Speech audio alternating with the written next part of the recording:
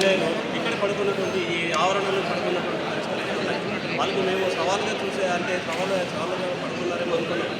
అంతటి దౌర్భాగ్యమైనటువంటి పరిస్థితి దాపురించింది. అందుకే ఇక్కడ ఉన్నటువంటి స్వార్థపూరితమైనటువంటి ఆలోచనలతోనే ఇక్కడ ఈ వెబ్ కౌన్సిల్లో కాకుండాను అంటే దీన్ని కావాలని మాన్యువల్ కౌన్సిలింగ్ని కొనసాగించమని కోరడం అనేది మేమైతే భావిస్తాం. అందుకని మేము ఇంకా గిరిజన ప్రాంతంలో ఉన్నటువంటి మా ఉపాధ్యాయులంతా కూడాను మేము వెబ్ కౌన్సిలింగ్ని మేము స్వాగతిస్తున్నాము. వెబ్ కౌన్సిలింగ్ని కొనసాగించాలని మేము కోరుకున్నాం. ఆ వెబ్ కౌన్సిలింగ్ మాత్రమే మాకు న్యాయం జరుగుతుందని మేము మాత్రం ఖచ్చితంగా కోరుకుంటున్నాం. దీనికి ఈరోజు మాకు రేపు రీఓపెనింగ్ ఉంది.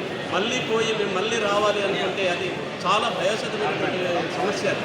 ఈరోజు మళ్ళీ రేపు ఖచ్చితంగా మేము రీఓపెనింగ్లో పోయి మళ్ళీ అక్కడ మేము పాఠశాల కొనసాగించి మళ్ళీ రావాలనుకుంటే అది చాలా గందరగోళం ఉన్నటువంటి దొరకలేదు.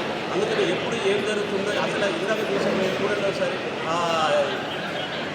డయాలసిస్ పేషెంట్ వాళ్ళ మిస్సెస్ వాళ్ళ కొడుకు వాళ్ళంతా లాక్కుని పోయి అది ఎక్కడ అంటే బాత్రూంలో తీసుకెళ్తున్నారు. అతన్ని చూస్తే ఎంత బాధకరమైనటువంటి విషయం.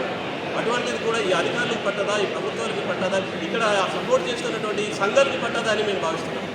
ఈ ఐక్యవేదికకి ఎందుకు పట్టదు? ఈ ఐక్యవేదిక వాళ్ళు ఎందుకు మాట్లాడటం లేదు?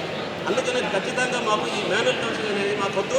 అలాగే మాకు ఈ వెబ్ కౌన్సిలింగ్ కావాలి. వెబ్ కౌన్సిలింగ్ మా గిరిజన ప్రాంతం వాళ్ళకి మాకు ఖచ్చితంగా న్యాయం జరుగుతుందని మేము భావిస్తున్నాం. మాన్యువల్ కౌన్సిలింగ్ రద్దు చేసి అలాగే వెబ్ కౌన్సిలింగ్ కొనసాగించాలి.